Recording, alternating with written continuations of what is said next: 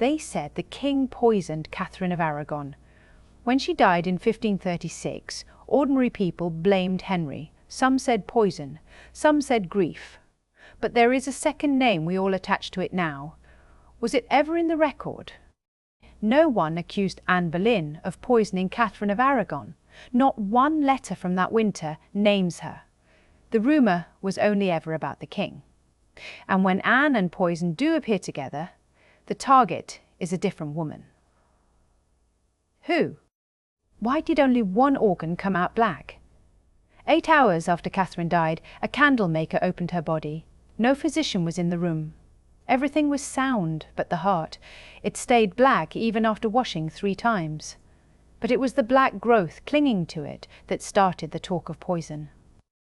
Who actually said the word poison? Not the king's men. Catherine's own physician, asked to his face, said there was no doubt. Yet the ambassador who carried that story across Europe wrote that he did not believe a word of it. So why did the poison story outlive the man who doubted it? For centuries the answer looked settled. Not poison, cancer. A Victorian doctor read the old description in 1885 and saw a tumour on the heart. Every modern biographer has repeated him since, but none of them examined a body. The one test that could settle it has never been run. Catherine lies in Peterborough Cathedral. Her grave was opened once in 1777, but her remains have never been examined. So we are left with a candlemaker's report and a rumour the ambassador himself did not believe. But what Henry did the day the news reached him told its own story. They say Anne Boleyn wore yellow to celebrate. She did not. The record dresses only one person in yellow that week, the king, top to toe, with a single white feather. Whether it meant joy or the Spanish colour of mourning, the ambassador never explained. Yet the strangest turn was still 3 weeks away. What happened the day they buried Catherine of Aragon? She was laid to rest at Peterborough on 29 January 1536. That same day, Anne Boleyn miscarried a boy.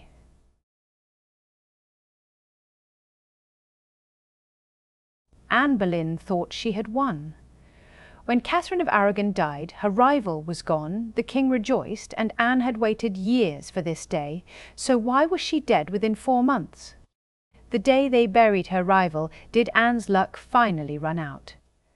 That afternoon, Anne miscarried a boy, 3½ months formed, as Catherine went into the ground at Peterborough.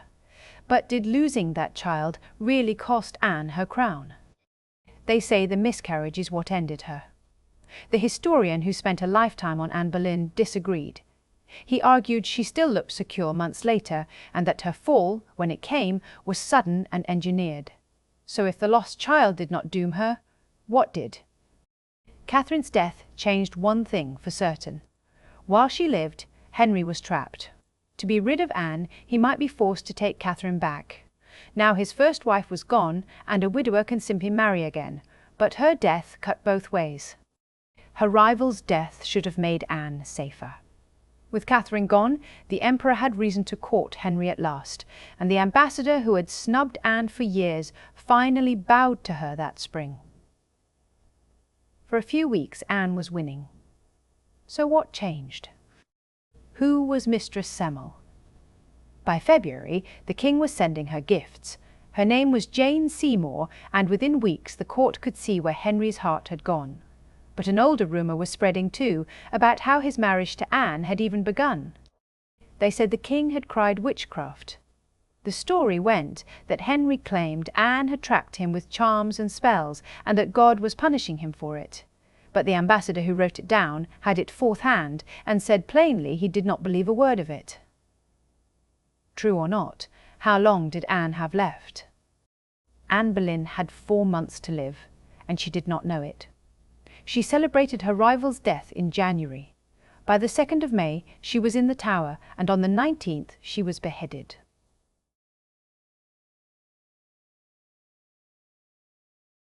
Who really built the case against Anne Boleyn?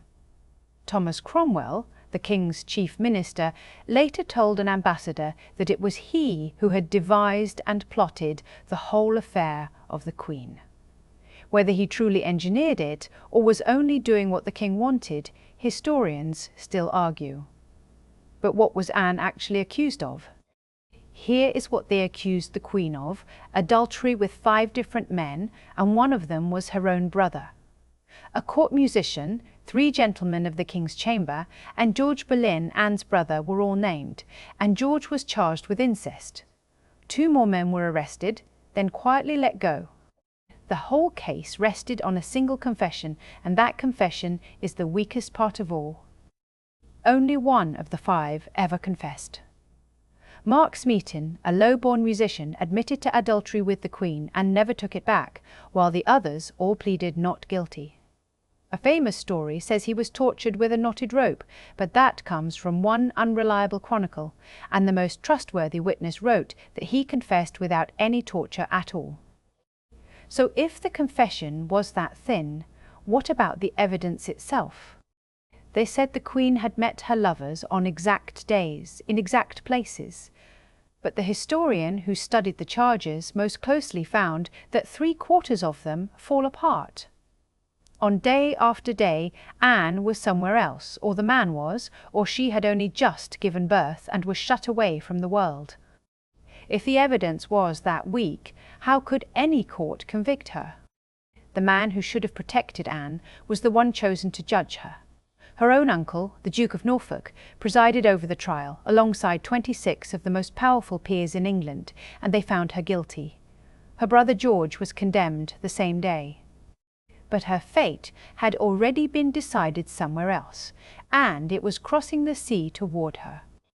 Why was a swordsman crossing the water for Anne Boleyn? She would not die by the clumsy axe, but by a French sword, brought from the English town of Calais.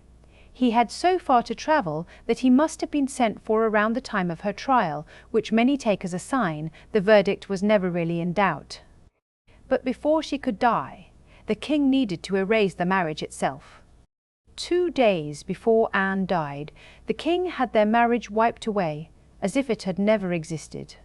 Archbishop Cranmer declared it null, and their little daughter Elizabeth was branded illegitimate. Yet historians point out the strangeness of it. If there had never been a true marriage, then Anne could not have betrayed one. But the most astonishing part of Anne's fall was still to come, and it was how little time the whole thing had taken. Could all of this really happen in less than 3 weeks? From her arrest to her execution, Anne Boleyn had just 17 days. She was taken to the Tower on the 2nd of May, 1536, and beheaded within its walls on the 19th, with 5 men dying before her own brother first of all.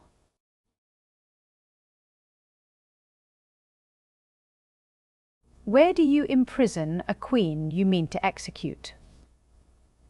When Anne Boleyn feared she was being taken to a dungeon, the constable of the Tower told her she would have the royal apartments instead, the same rooms she had stayed in for her coronation. She looked at them and said, "It is too good for me." But how does a condemned queen spend her final days? Here is what the constable of the Tower saw in her final days: a woman weeping one moment and laughing the next. He wrote that she wept, then fell into great laughing over and over. And he had his own wife and another lady report back everything she said, so that even her comfort was surveillance, and Anne knew it and defied them all. Was she breaking, or braver than anyone knew? The day before she died, Anne Boleyn did not weep. She joked about her own neck. Told the executioner was very good.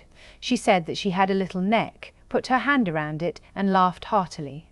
The constable wrote that in all the deaths he had seen, he had never known anyone take such joy in death. But her courage was about to be tested one last time. Anne Boleyn was supposed to die on the 18th of May. When the execution was suddenly put off to the next day, it distressed her, and she told the constable she had thought to be dead by then, and passed her pain. She had made her peace, and simply wanted it over. When the morning finally came, what would she say at the last? Why would a woman about to be beheaded praise the king who had condemned her? On the scaffold, Anne submitted to the law without a word against it, refused either to confess to the charges or to deny them, and called Henry a gentler and more merciful prince than any, asking the crowd simply to pray for her. Historians believe she weighed every word to protect the daughter she was leaving behind. But the way she was about to die was unlike any execution England had seen. Anne Boleyn did not die by the axe. She knelt upright, for the swordsman brought from Calais needed no block, and she was blindfolded, and with a single stroke, while she was still praying, it was over. Whatever cruel stories were told later, the reliable accounts agree it was quick. But the indignities were not finished, even in death. They say no coffin was even made ready for the Queen of England. By tradition, her body and her head were placed in an old chest that had held bow staves and buried in the little chapel inside the tower. There she lay, unmarked, until Victorian builders opened the chapel floor 3 centuries later and found the bones of a slender young woman just where Anne was said to rest. And yet, the story does not end in that chapel. What became of the little girl Anne Boleyn left behind? Not yet 3 years old when her mother died, Elizabeth was branded illegitimate within weeks. Yet, in 1558, she was crowned Queen Elizabeth I, and she reigned for 44 years, until her death in 1603. In our next series, we follow that daughter, and how the child once called a bastard became Gloriana.